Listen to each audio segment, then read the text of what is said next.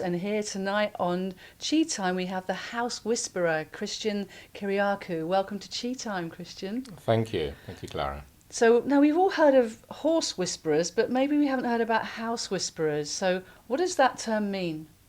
It's about really tuning in and listening to the heart and soul of our home.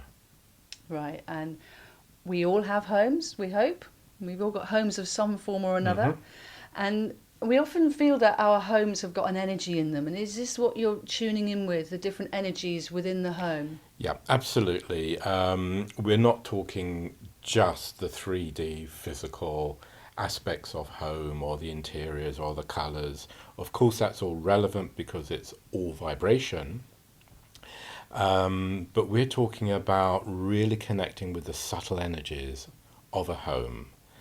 And really what makes a home feel good. Yeah, and what does make a home feel good, Christian? What would you say are the top five? Well, in one way, a house is so complex. It's like a relationship with another person. And when we are drawn to a house, whether we're buying or renting or gate crashing, or squatting, whatever, we are drawn to a house for a particular reason. And often people think that they go and find a house, but actually the house finds you. Yeah, often people, when they're waiting to buy or rent, they say, I just couldn't find anywhere and I had to go and do this because they knew I had a feeling that the right house was waiting to become available for them. Yes, is that what you mean? Very much so. What people don't realise is that every property, whatever scale it is, and it has a heart and a soul and a consciousness. And it's had experience of life. It's been built, it's been conceived in the mind of the patron, created by the architect, so to speak, built by the builders, sitting on land that may have had history to it, whether it's never had a building before or it could have had a battle or something. All that builds up layers of complexity, layers of emotions that make up that particular home, the house, the flat.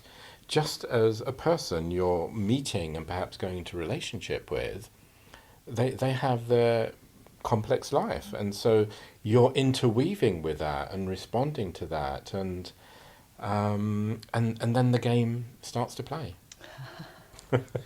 So you mention architecture, and I believe that your original training was as an architect. Yeah. And is this how you got into the house whispering? Partly, I've always been aware of the emotions of buildings since a child. I could walk past a house and just feel its emotions, its pain, as if it was talking to me. And as I mentioned in the opening chapter of the book, in the opening whisper of the book, I can walk past a house and I start to hear voices, and you think, hang on a second, am I losing it here? Yeah. Or, but then, very quickly realize that I am actually hearing the house often just pleading, wanting to be heard. Yeah. Just like a person who, may be ignored or unloved, and it's wanting recognition and wants to talk, wants to share its story, wants to share its emotion, its pain. And I come along with the ability to hear wherever that's come from. It's quite natural to me, and I get into a conversation. So, I can just stand on the side of a road chatting to houses. You talk about the emotions, the pain, the pleading. Yeah. Do you also pick up on the joy and the fun? Yeah, Houses too? of course, absolutely. And there's some amazing houses, beautiful exactly. houses, happy houses. But in this work, I get called to houses that don't work, Yeah, usually. or people's lives don't. Yeah, sure. Because if life is good and whatever, You don't want to call you the house whisperer. don't need to call anyone.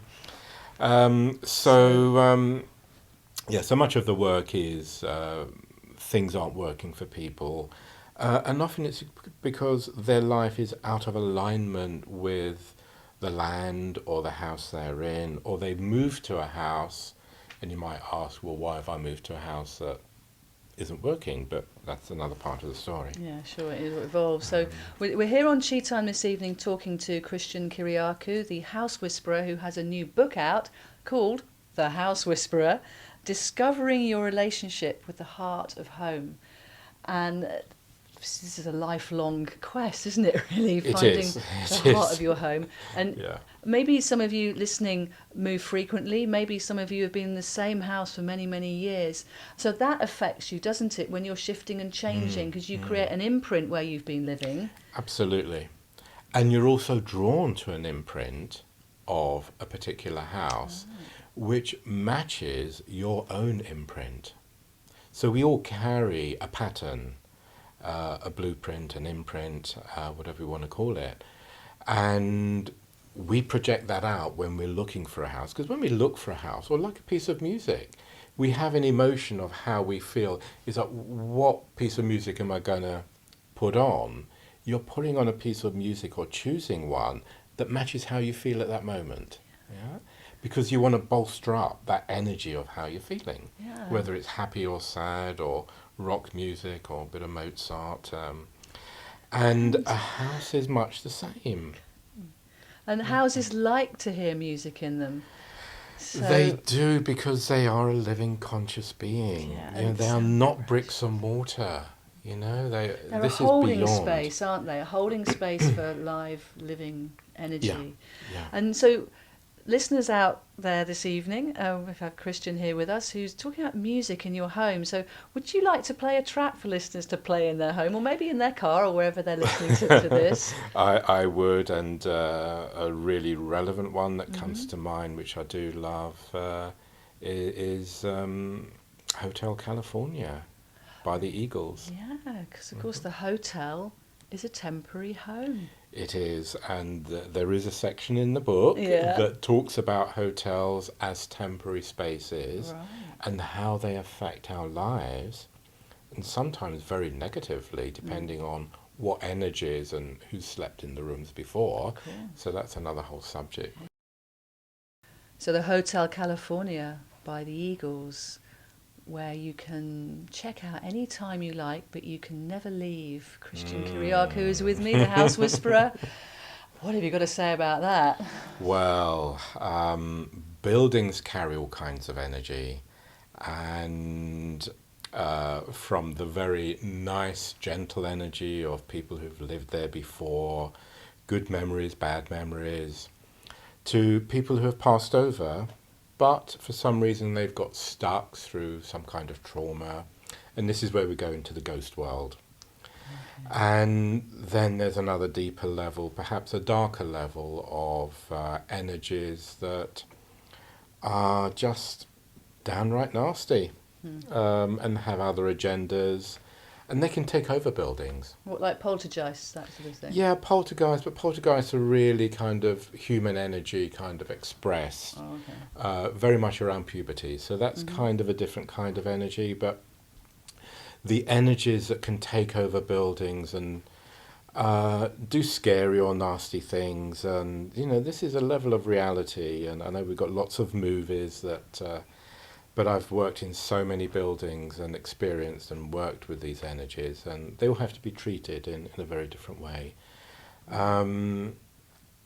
What is important, I find, is they need to be treated with honour and respect, because particularly those who have died and got stuck, and often they don't know that they've died and got stuck. That's why they're stuck. That's why they're stuck. And they're waiting for something to happen, but they're waiting in their own time zone.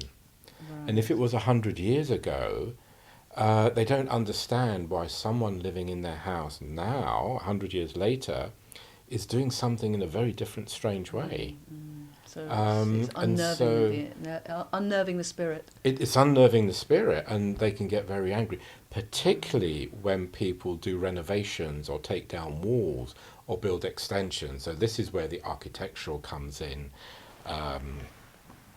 particularly of interest to me. Yes. And if you have got a spirit that has lived there, who's loved the house, and suddenly you're tearing their house apart, without their permission. Or you're turning a big manor house into apartments or something. Splitting a fragmenting. house, you're actually cutting up. And I do talk in one of the stories about walking to one of these country houses, and all I could hear the house in pain and anger saying, they never asked if they could cut me up. And I'm feeling the pain in my stomach. Mm. And so I questioned, why did the lady client who I was going to see, why did she purchase a house that has been cut up, fragmented? What is it in her life that was attracted to it? Yeah. So that's the level of psychology, if you like, that is really fascinating with this work.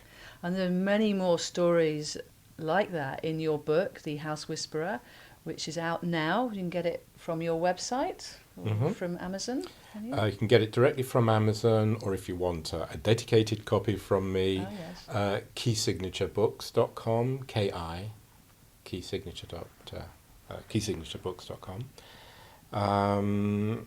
And your own website? And from my own website, they all link up, Kyriacou.com. Yeah. Okay. So you also do consultations for people, obviously, around the country, but Sure. around the world? Around the world,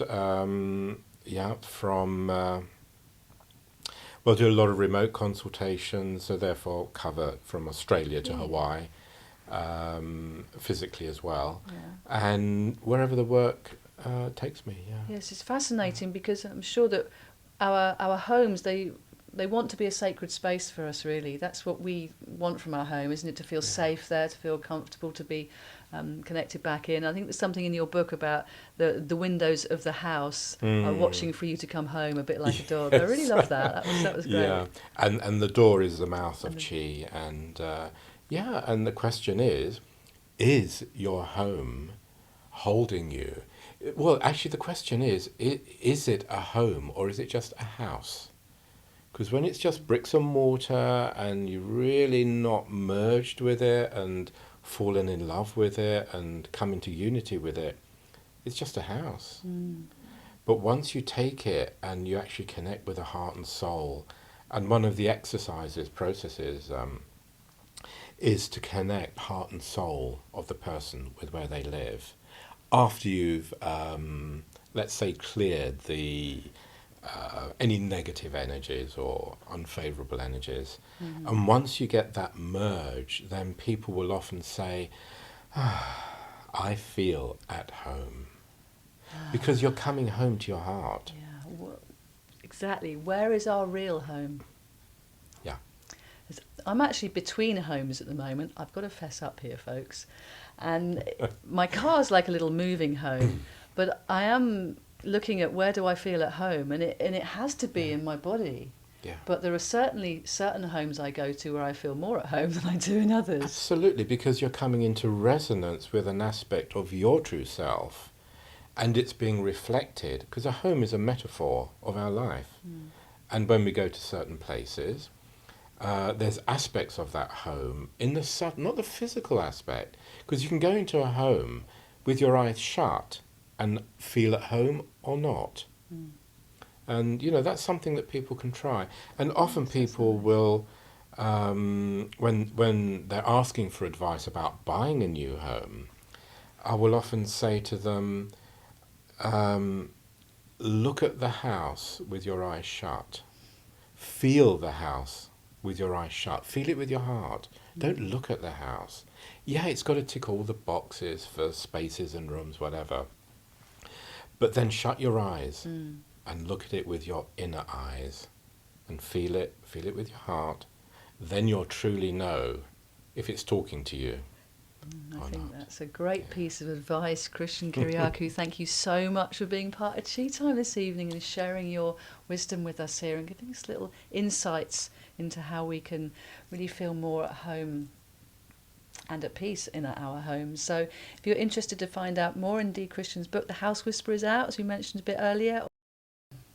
So thank you so much for being on Tea Time this evening, Christian. Thank you, Clara. My pleasure.